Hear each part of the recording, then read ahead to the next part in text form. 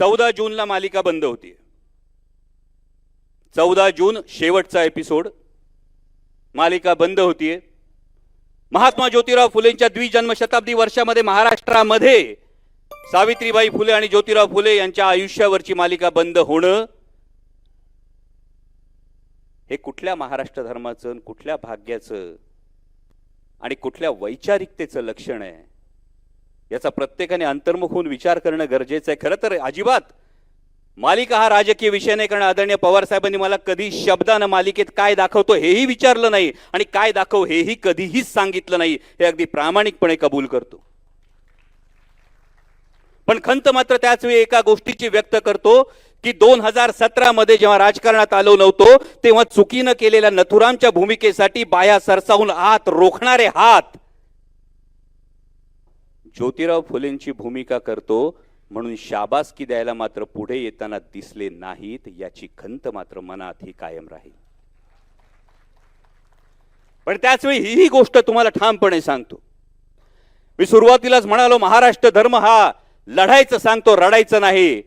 14 तारखेला मालिका बंद होईल आणि त्याच आठवड्यात, मला आता माहित नाही कुठल्या वाहिनीवर, कुठल्या प्लॅटफॉर्मवर, कुठल्या माध्यमात हे मला माहित नाही, पण जर माझी विचारांशी बांधिलकी आहे तर 14 जूनला मालिका बंद होईल आणि त्याच आठवड्यात मी मालिका पुन्हा सुरू करणार हे तुम्हाला ठामपणे सांगतो, कारण ही बांधिलकी आहे.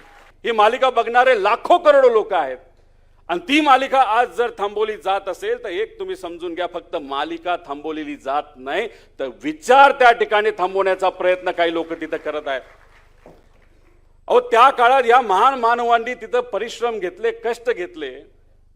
एक मनुवादी विचार जो त्या काळामध्ये अशा विचाराला दाबत होता, त्या विचाराच्या विरोधात हे सर्व महामानव लढले. म्हणून आज आपण सर्वजण शिकू शकलो आणि बोलू शकतो.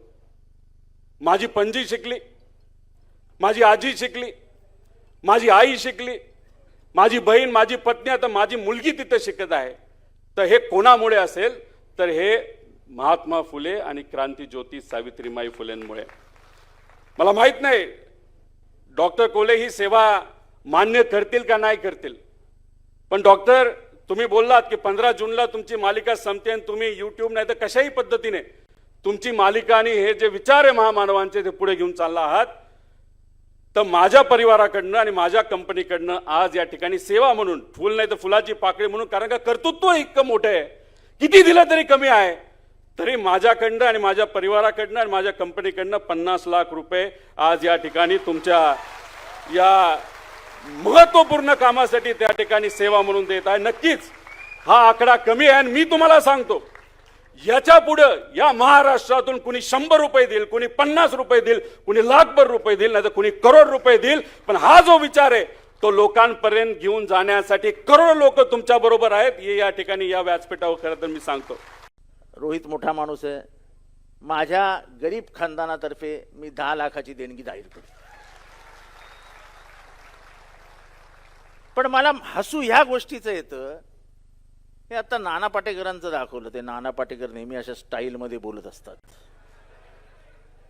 म्हणजे he is one of the greatest philosopher Maharashtra has ever seen. पण जेव्हा असे प्रसंग येतात तेव्हा नाना पाटेकर असतात कुठे? ही मालिका बंद पडली आहे, नाना पाटेकरांनी बोलायला पाहिजे ना, अनासपुरेंनी बोलायला पाहिजे. त्या माळीताई आहेत आमच्या प्राजक्ता माळीताई, त्यांनी बोलायला पाहिजे है ना.